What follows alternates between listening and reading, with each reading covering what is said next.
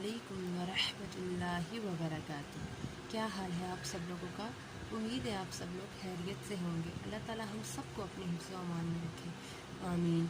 ہمیں اپنی پچھلی کلاس میں حروف تہجی پڑھے تھے اور ان کے مخارج پڑھے تھے، تو ان کو بھی ہم رپیٹ کر لیتے ہیں، ٹھیک ہے، اور اپنی اگلی کلاس سٹارٹ کرتے ہیں۔ تو چلیں اپنی کلاس سٹارٹ کر لیتے ہیں۔ اعوذ باللہ من الشیطان الرجیم، بسم اللہ الرحمن الرحیم۔ تو سب سے پہلے ہم نے اعوذ باللہ پڑھنی ہے، بسم اللہ پڑھنی ہے، اس کے بعد پڑھنی ہے رب اشرح لی صدری ویسر لی امری واحلل عقدۃ من لسانی یفقہوا قولی۔ اس کے بعد آپ نے پڑھنا ہے ربی زدنی علما، ربی زدنی علما، ربی زدنی علما۔ جی، اعوذ باللہ پڑھ کے، بسم اللہ پڑھ کے، پھر رب اشرح لی 3 دفعہ پڑھ کے، ربی زدنی علما 3 دفعہ پڑھ کے، پھر اپنا سبق آپ نے سٹارٹ کرنا ہے۔ چلیں ہم اپنا سبق سٹارٹ کر لیتے ہیں۔ بسم اللہ الرحمن الرحیم۔ الف، الف کا مخرج ہے منہ کے حلی حصے سے۔ با، بند ہونٹوں کے گیلے حصے سے، با کا مخرج۔ تا، زبان کی نوک اور ثنایا علیہ کی جڑ۔ ثا، زبان کی نوک اور ثنایا علیہ کا سرا۔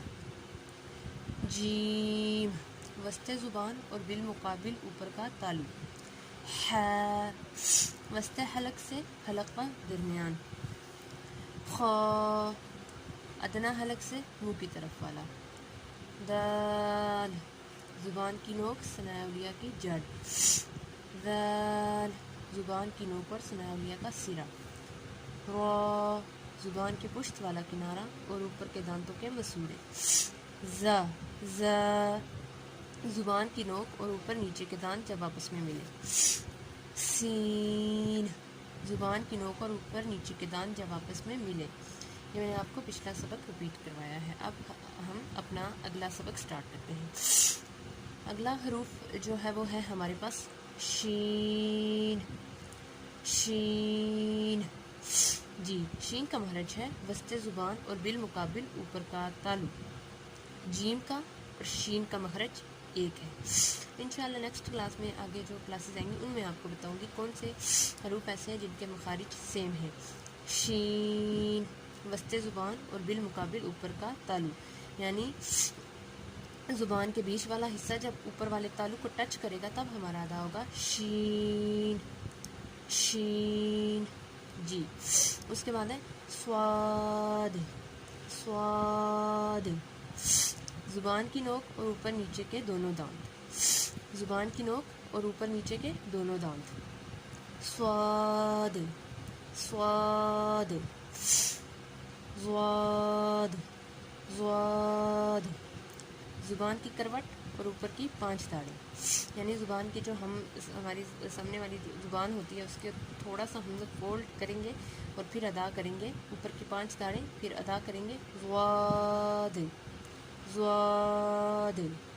جی، اس کے بعد ہے طوا، طوا، طوا کا مخرج ہے زبان کی نوک اور ثنایا علیہ کی جڑ۔ طوا کا مخرج ہے زبان کی نوک اور ثنایا علیہ کی جڑ۔ طوا، طوا۔